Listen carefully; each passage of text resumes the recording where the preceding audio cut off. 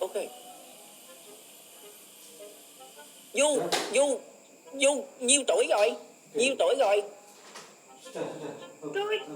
Tôi không có bằng thầy. Du bao nhiêu tuổi rồi? Tôi không có bằng thầy.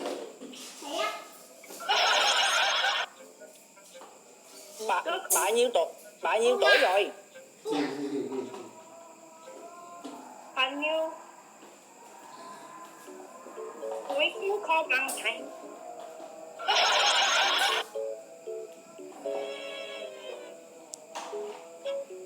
Ta không hiểu. Bà là người Việt Nam mà hả? Rồi, mày ba này bác.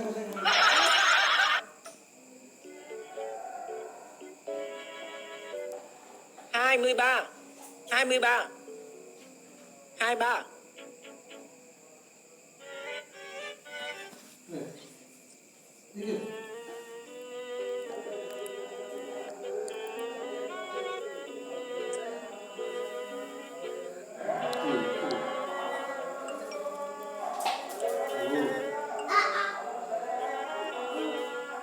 Two, three. No.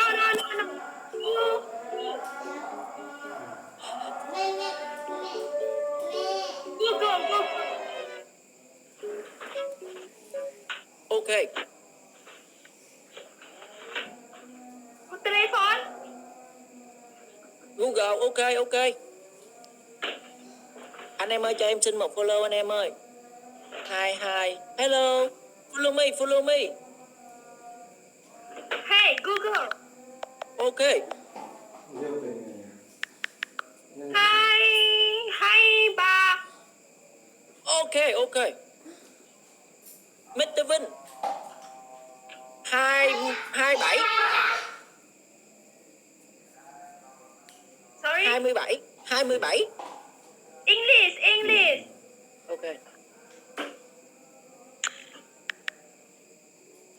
27. 27. Oh, 27.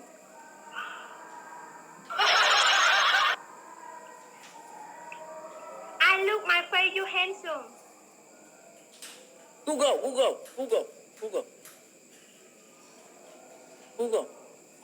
Okay, Google.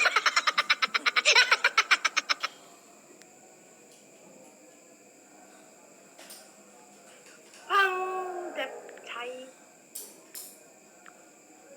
Đẹp trai. Phong đẹp trai. Bạn đẹp trai. Handsome. Phong đẹp trai. You are handsome. Yes. Ok. Thank you. That.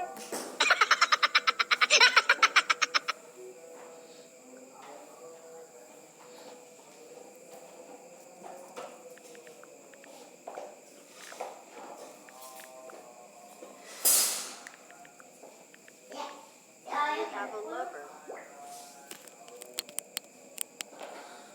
Do you have a lover? No, I have. Bà người Việt. Cậu ơi hả? Bà người Việt hả? Người Việt sao mà nãy giờ hỏi quá trời mà bà không biết. Anh em nhấn màn hình chia sẻ like giúp em đi anh em ơi. Anh em mình nhấn màn hình 3 lần như màn hình chia sẻ like giúp em đi anh em.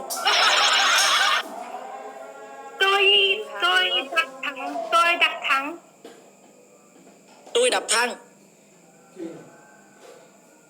thăng. Tôi. I'm single. Ok. Tôi đặt thẳng. Anh hỏi coi bà dụ anh á. Xin phơm Việt Nam bị lừa đó, bịp đó ông nội hả? Bà có dụ tôi không? English, no Vietnam. Có người yêu chưa?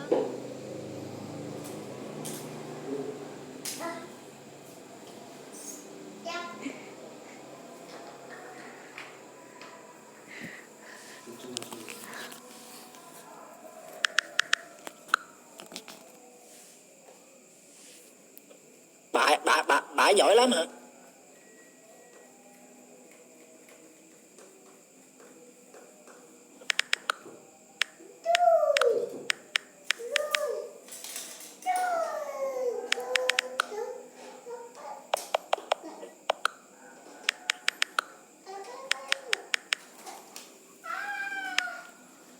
Bạn phải biết tiếng Việt không?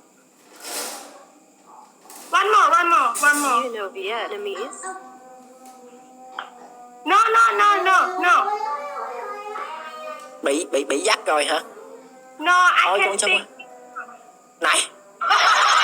Nãy giờ tôi mệt luôn anh em. Anh thử chửi bà đi hả? Đừng bị bà lừa.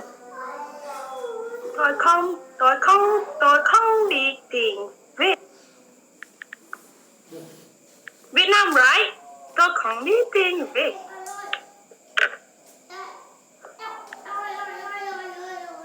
Are you mine? One more, one more, one more. Are you mine? No, no, no, no. An I Giang am hả? from Brazil. Bạn ở An Giang đó chửi đi, bà bắn tiếng Việt cho nghe. Bà có bị khùng không? Trời, bà này bà dụ tôi rồi.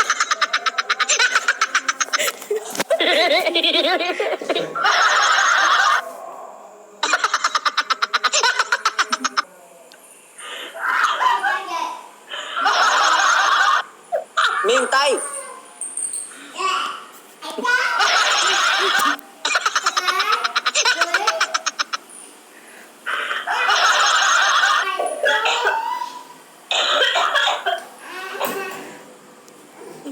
Đó. Trời ơi, nãy giờ bị lừa mà không biết. Chị xin có thể nói tiếng Việt. Nãy giờ bạn lừa tôi đúng không? Xin.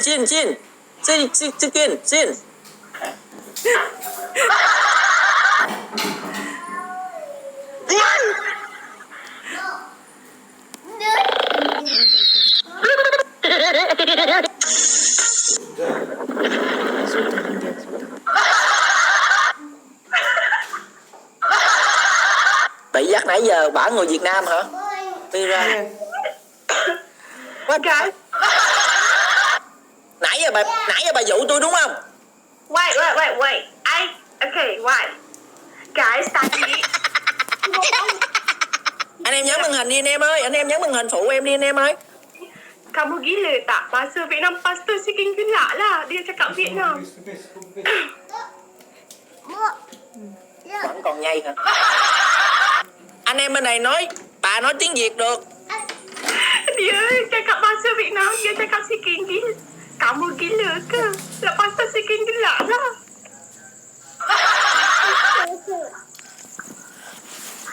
Anh em bên này nói bà điêu. Apanya? Aku tahu cakap bahasa Vietnam. Tetapi aku orang Indonesia.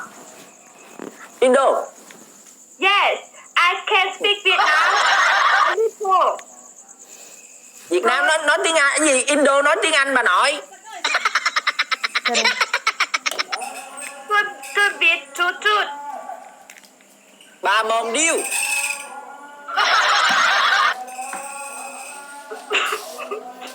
Ba mom, dear, what is that? Bà dụ tôi đúng không?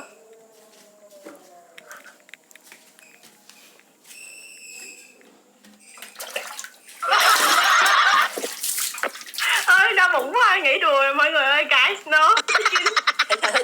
Tôi nghi rồi. Mà nãy giờ anh em đọc mà tôi không chịu nhìn. Ha thiệt. Ôi trời ơi, căng tiếng luôn rồi. Ủa bà người gì mà bà nói gì giỏi chứ? Tôi không có thấy người Indo nào mà nói tiếng Anh hết trơn á. Tôi nghe nó sai rồi. Ôi con sông quê. Ha thì quê thiệt anh em. What? Bà ở An Giang đúng không? Bà ở chỗ nào? Tôi đang ở Châu Đốc An Giang nè. Tôi qua tới nhà bà liền. Châu Đốc thiệt hả?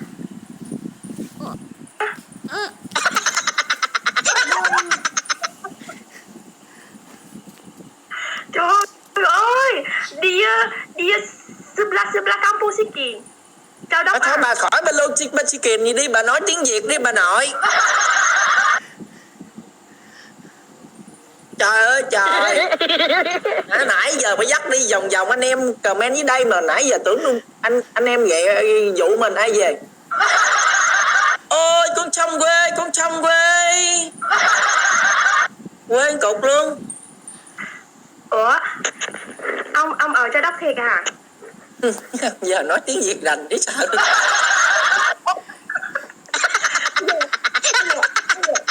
Cảm ơn Yến anh à. Anh em nhấn màn hình chia sẻ like anh em ơi, tôi bị lừa rồi anh em. Trời ơi là trời, tôi nghĩ like hổm giờ 2 tháng rồi tôi mới lên like ngày thứ 3 bị bả lừa rồi. Dia cakap orang Indo boleh ke cakap bahasa Inggeris? Không, em đang dịch nói tiếng Indo cho tất cả mọi người hiểu. Vậy sao nãy giờ bà không nói cho tôi hiểu bà nội? Ra Trời trời. Em đã nói rồi bà làm bà bộ nói sậy tiếng Việt Nam nè. được mà. Thì bà người Em nó Việt vừa- mà không nói tiếng Việt Nam lại nói tiếng Mỹ. Trời ơi là trời. Hiện tại thì bà ở Indo, ok biết rồi. Biết A Phú không? Sudah. Phú hả? À, Phú lại. Ủa ông nói ở Châu Đốc mà không biết An Phú Đồng Kỳ ở đâu à?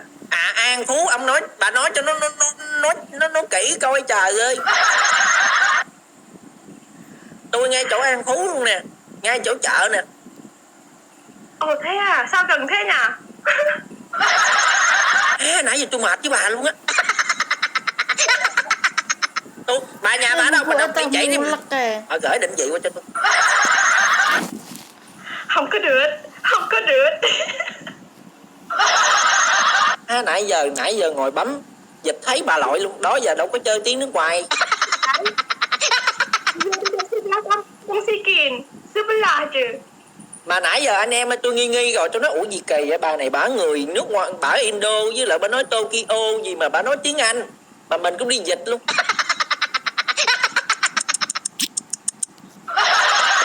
Bà ở An Giang luôn hả? Đúng rồi, biết bà ở An Giang rồi, bà ở An Phú đúng không? Biết. Bà ở đó chứ đâu mà không biết. Đa Phước, An Phú, đó bạn hả? Bà mà tôi mà biết nhà bà ở đâu bà chết bà cho tôi. Ai dần?